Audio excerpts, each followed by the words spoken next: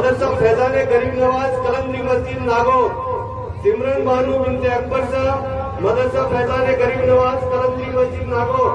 आगे है सुहाना बानू बिनते शहजाद अली मदरसा फैजान गरीब नवाज कलंदरी मस्जिद नागौर। ये बच्चे हाजिर हो तो प्रोग्राम दे, अगर ये नहीं है तो अली अकबर साहब मदरसा धोबियों का बोला।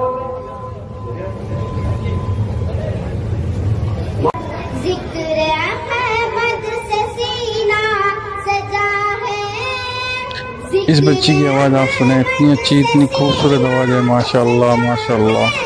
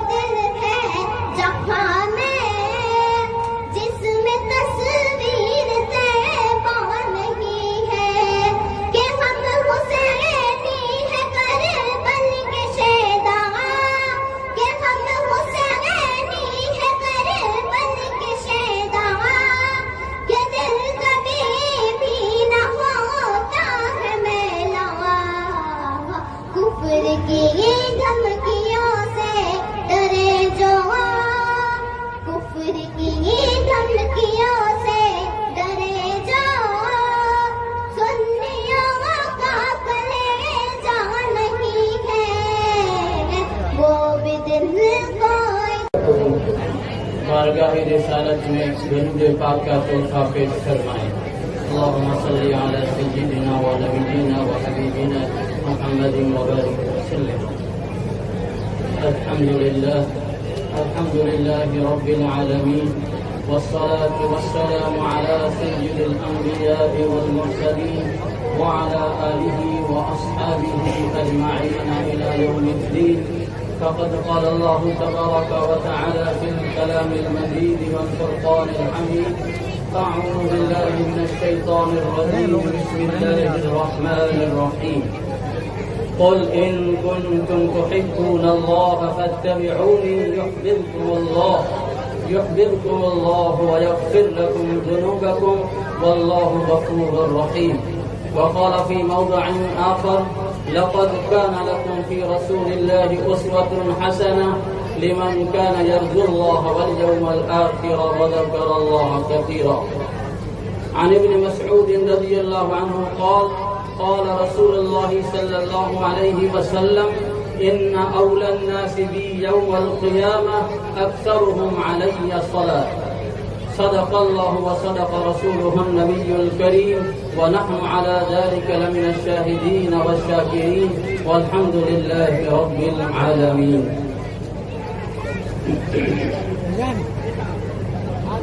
हजार बार बशोयम दहन अज मुश्को गुलाब, हजार बार मुश्को गुलाब, फनोस नामे तु गुफ्तन बेअदबियस। मोहतरम सामिईन और नाज़रीन और स्टेज पर तशरीफ फरमा आइम्मा, खुतबा, उलमा, अल्लाह रब्बुल इज्जत ने नबी करीम अलैहिस्सलातु वस्सलाम की ज़ात अक़दस के तोफ़ेल ही कायनात को बनाया है। किताबों के अंदर लिखा है कि लौला कमा खलक़तुल अफ़लाक, यानी अल्लाह रब्बुल इज्जत फरमाते हैं कि अगर मुझे मोहम्मद रसूलुल्लाह सल्लल्लाहु अलैहि वसल्लम को पैदा करना न होता तो मैं इस कायनात को नहीं बनाता। लिहाजा आज की इस रबीउल अव्वल की इस अजीम शान मजलिस मुनाकिद जो की गई, जिससे बहुत गहरा ताल्लुक ज़ात अक़दस सल्लल्लाहु अलैहि वसल्लम का है, लिहाजा इसी निस्बत से और कुछ दो चार बातें दूसरी आप हजरात के गोश गुजार करना चाहूँगा। अल्लाह रब्बुल इज्जत हमें सही ध्यान से सुनने की और उस पर अमल की तौफीक अता फरमाए। मोहतरम सामिईन, अल्लाह रब्बुल इज्जत के महबूब और दुलारे और लाडले हबीब ताजदारे मदीना सरवरे कौनैन अहमद मुस्तफा मोहम्मद मुस्तफा सल्लल्लाहु अलैहि वसल्लम की ज़ात अक़दस से किसी को मोहब्बत ना हो, ये को हो नहीं सकता। जो भी अहले ईमान है, जो मुसलमान है, उसका जुज़े लाज़मी है नबी अकरम अलैहिस्सलातु वस्सलाम की ज़ात से मोहब्बत होना।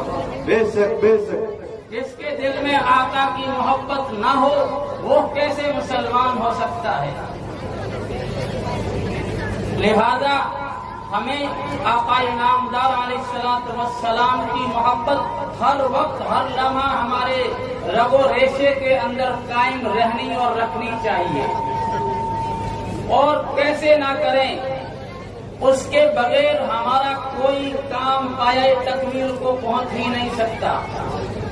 जो आयत करीमा आपके सामने पेश की गई सूरह आले इमरान की, अल्लाह रब्बुल इज्जत फरमाते हैं, ऐ नबी सल्लल्लाहु अलैहि वसल्लम, आप लोगों से फरमा दीजिए, ऐ लोगों, अगर तुम अल्लाह से मोहब्बत करना चाहते हो, अगर तुम अल्लाह से मोहब्बत चाहते हो तो फत्तबिऊनी, आप लोगों से यूं फरमा दीजिए, लोगों मेरी इत्तिबा करो।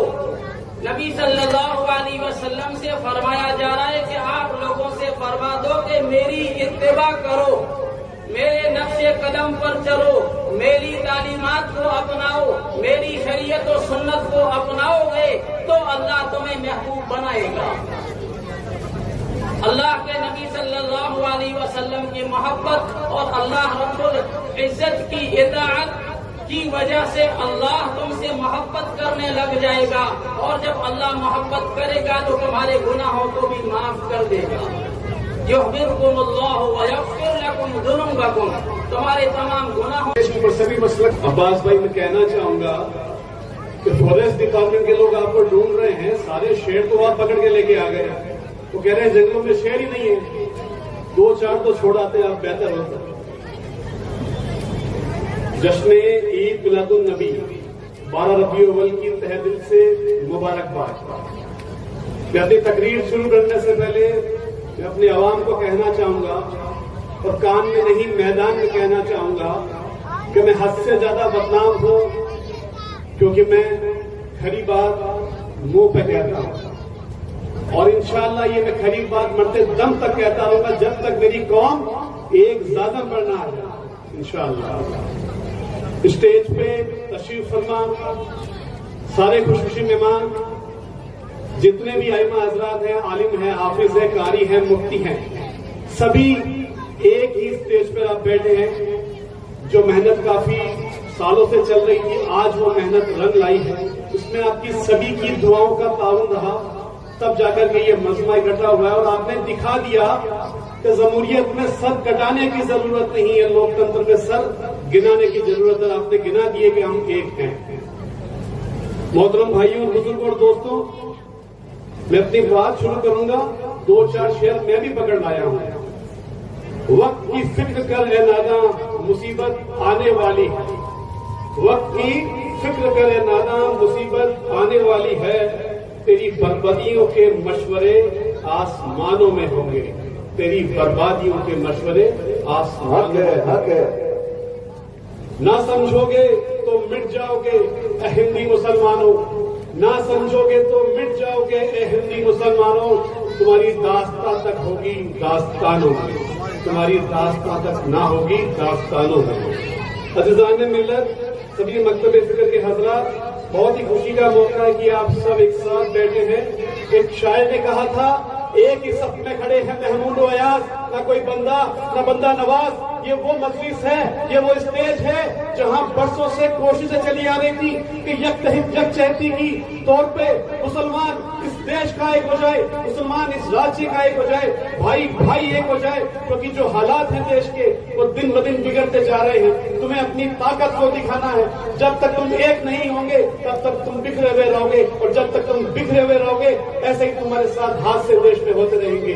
ये प्यारी बच्चियां जिन्होंने भी कुछ अरसे पहले जो मुखातिब किया, जिन्होंने बयान किया, इन बच्चियों को देख करके मुझे वो कर्नाटक की शेरनी याद आ गई, जिस कुछ लोगों ने कर्नाटक में कुछ महीने पहले उस शेरनी को घेर लिया था। और उस शेरनी ने जो नारा दिया था, नाराए तकबीर अल्लाहू अकबर, नाराए तकबीर अल्लाहू अकबर। रोज एक बच्ची को दुबई के बुर्ज खलीफा में भी दिखाया गया और पूरी दुनिया में उस बच्ची को दिखाया गया।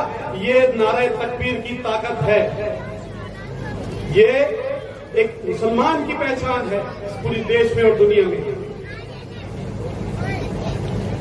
हमारे नबी एक, सबसे पहले हमारा रब एक, फिर हमारे नबी एक, हमारा कुरान एक, हमारा काबा एक, फिर भी हम बटे हुए हैं। इत्तेहाद कायम रखो।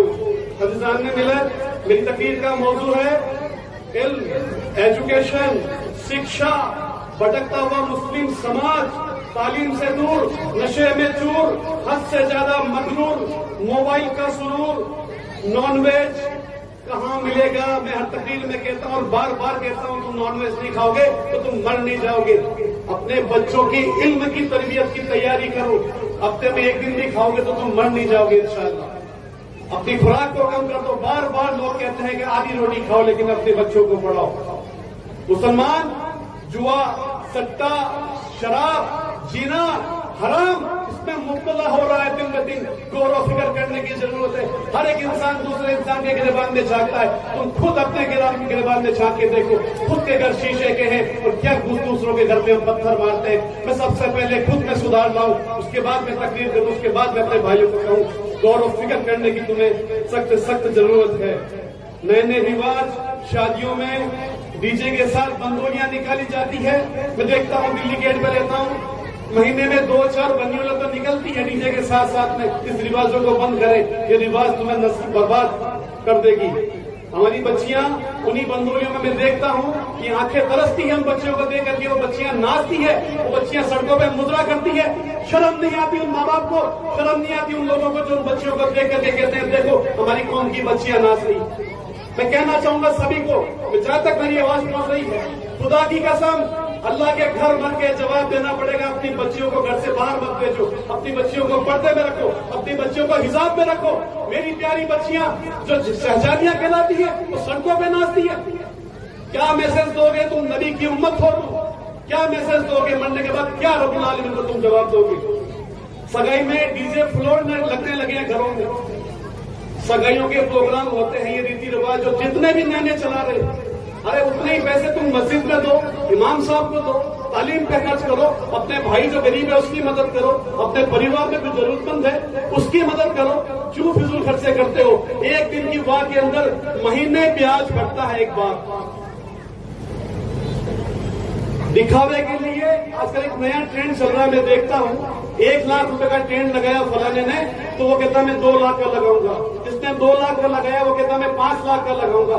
अरे अल्लाह के बंदो, अल्लाह के रसूल ने फरमाया जितना हो सके अपनी शादी को आसान करो, जितना हो सके अपनी शादियों को आसान करो, जितना हो सके शादियों को आसान करो।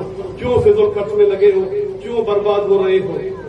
एक बाप अपने लगते जिगर को 20 साल पालता है, उस बच्ची की शादी करने के लिए तिनका पैसा इकट्ठा करता है, और 24 घंटे 28 घंटे दिखावे के लिए वो बाप अपनी जमीन बेच देता है, वो बाप अपने जेवर बैंक में रखता है। किस लिए? कि सिर्फ दिखावे के लिए, कभी मेरे घर बारात आएगी, मेरी अच्छी लगेगी।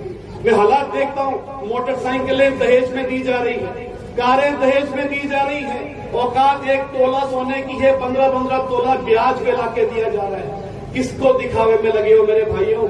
सुधर जाओ, अभी भी वक्त है, पानी नाक तक आ चुका है, डूब जाओगे, बचाने कोई नहीं आएगा तुम्हें।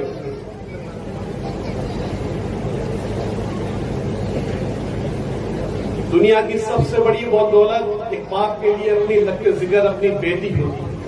उस बेटी को वो विदा करता है उस शख्स के हाथ में जिस शख्स को वो जानता नहीं है।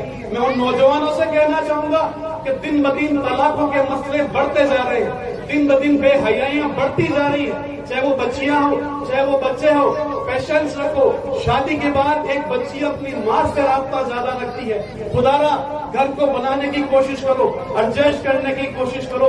तलाक, जब किसी का तलाक होता है अर्श से लेकर के फर्श तक हिल जाता है, और तुमने तलाक को इतना आसान बना दिया कि आज शादी हो रही है 2 महीने बाद तलाक हो रहा है, आज शादी हो रही है 6 महीने बाद तलाक हो रहे हैं। कौम को, समाज को फिक्र करने की जरूरत है। इस मौजू पे भी हम सबको आगे आना होगा कि हमारी कौम में सबसे ज्यादा तलाकें हो रही है। ये महिला थाना जब भी मैं जाता हूँ तो समझाइश करने के लिए, वहां के पुलिस वाले कहते हैं जावेद साहब अल्लाह माफ करे, 6 में से 5 मुकदमे मुसलमानों के आते हैं। इसकी वजह क्या है? सबसे बड़ी वजह है जिंदगी में दीन नहीं है।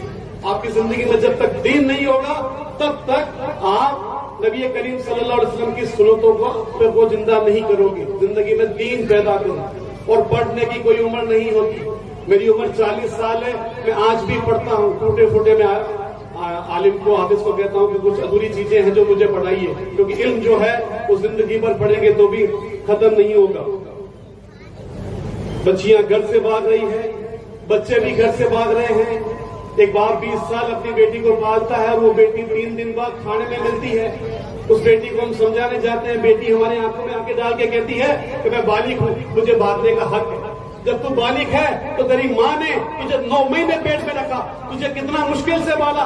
तेरे बाप ने सुबह 9 से लेकर के शाम को 8 तक मजदूरी की, 400, 500, 600 रुपए लेके वो घर में बढ़ता है। और एक वक्त आता है जब बच्ची बालिग होती है तो बाप से ये कहती है कि मैं अपने फैसले खुद लूंगी।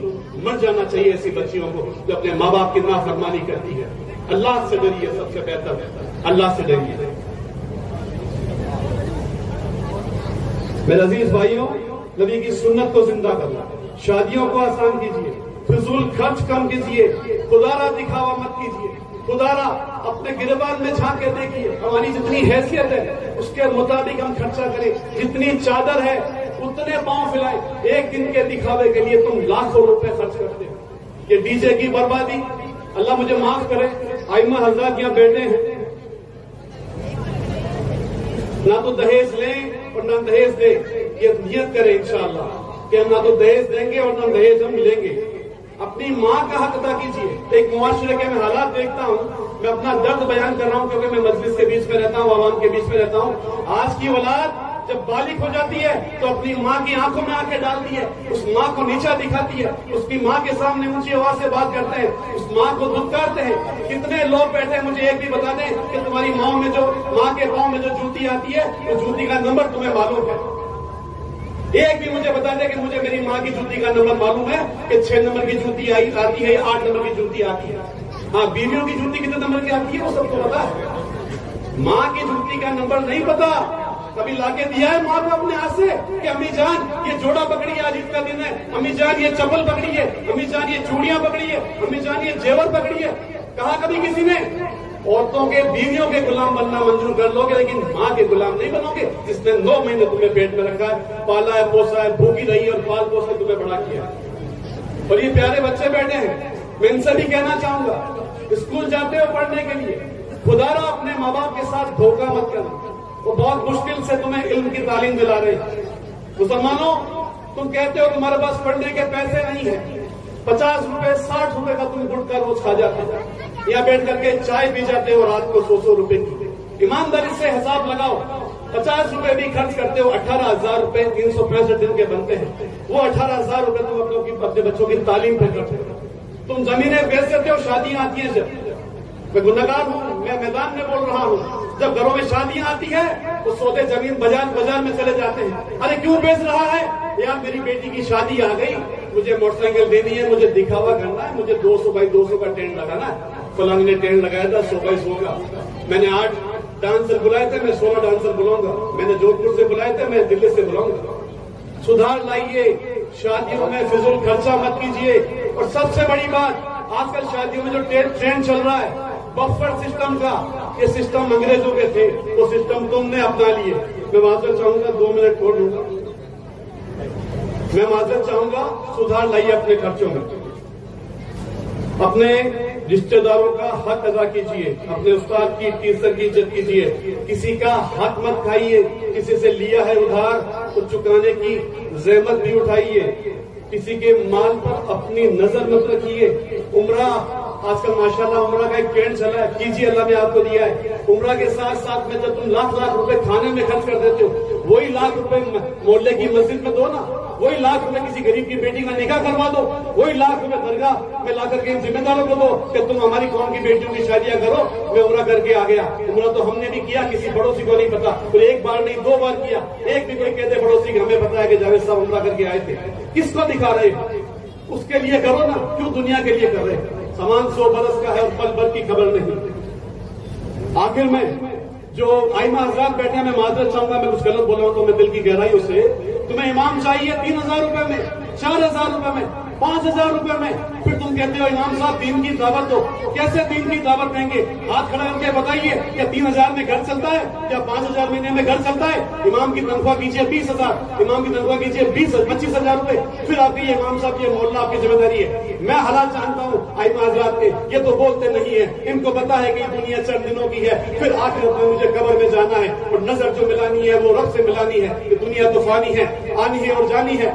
कब तक इन इमामों को तुम जलील करते फिरोगे? इनको इज्जत दो कि तुम्हारे हाफिज है, कि तुम्हारे आलिम है, कि तुम्हारे कारी है, कि तुम्हारे मुफ्ती है। जितनी इज्जत इनको तुम दोगे उतनी ही इज्जत तुम्हें अल्लाह वापस देगा। जो बच्चा 15 साल की उम्र में कुरान हिफ्ज़ कर लेता है, कितने बच्चे बैठे, क्या वो बच्चा कलेक्टर नहीं बन सकता? क्या वो बच्चा जज नहीं बन सकता? क्या वो बच्चा पुलिस अधीक्षक नहीं बन सकता? क्या बच्चा वो वकील नहीं बन सकता? क्या वो बच्चा इंजीनियर नहीं बन सकता? मेहनत करने की जरूरत है, हमें सख्त मेहनत करने की जरूरत है। कुरान की पहली आयत है, इकरा यानी पढ़ो, इल्म हासिल करो, चाहे चीन जाना पड़े। जमाना तुम्हें अनपढ़ जाहिल गवार देखना चाहता है।